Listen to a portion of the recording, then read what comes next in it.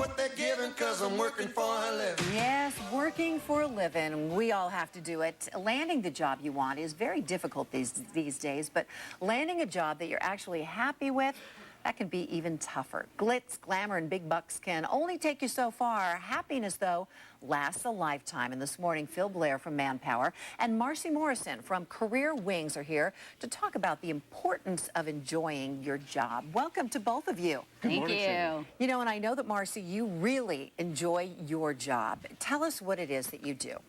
Well, I'm a career strategist, a coach, and an author, and what I do is help other people unlock what they really love to do and put together a plan to make that happen. And do you find in talking to people that a lot of people get up in the morning and dread going to work? Absolutely.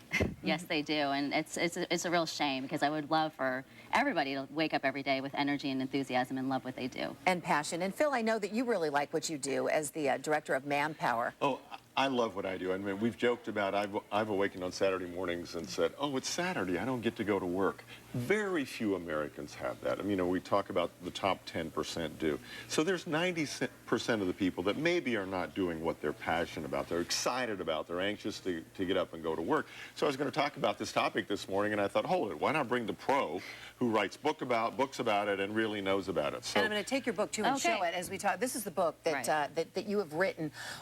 Besides just getting up and being in a good mood going to work, why is it important to be passionate about your work, about your job?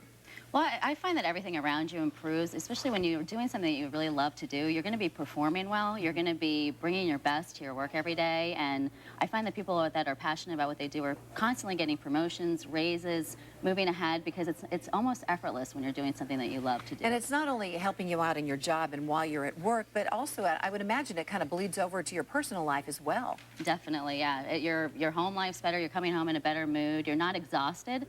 You're coming home still with energy and enthusiasm. So the question is, Marcy, how do you find that job that brings you happiness and passion so it's not like a job? Well, I think it's really important to ask yourself some questions. What is it that you would do that you love so much that you would do it for free? I mean, I find that a lot of times people are finding their passion through where they're volunteering, the books that they're reading. I was sharing with Phil earlier that someone that I know was a teacher, but she found that she was spending more time reading architectural magazines, and so she ended up going back to architectural school to pursue that passion. You know, I think a lot of people, when they think about what kind of career they want, they think about the money. They follow the money. But the money doesn't always bring happiness, does it? That's right. Yeah, it's finding that balance within your career. In the beginning, you may not be making a lot of money, but as you get more expertise in the area of your passion, you can build towards that goal of making more money as you go along, but not making money your primary goal. What are some of the biggest mistakes people make when they set out to find their job? I think that what they do is follow, a big mistake that I see is that other people follow other people's passion. For example, somebody was sharing that she got into science because that's what her family told her that she should do.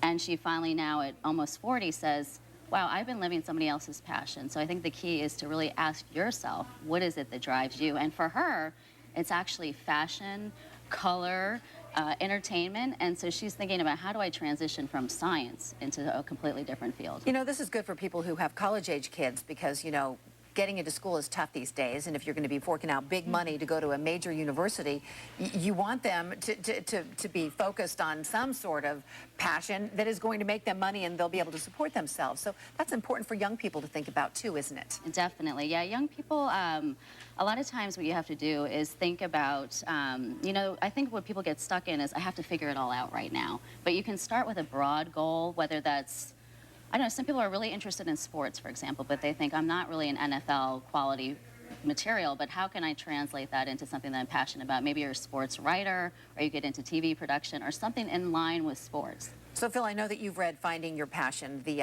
easy guide to your dream career. What sort of things did you learn from reading her book? well, I think the most important message I got out of Marcy's book is you have to take control.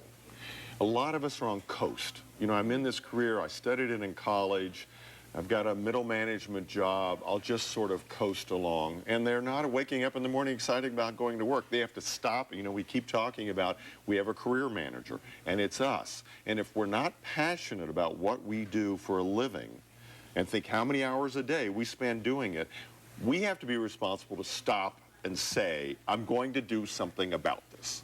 It's not my wife is going to, my husband, the teachers are going to do it, my friend. We have to do it. And that's the value of the book, is you stop and it walks you through what you need to do.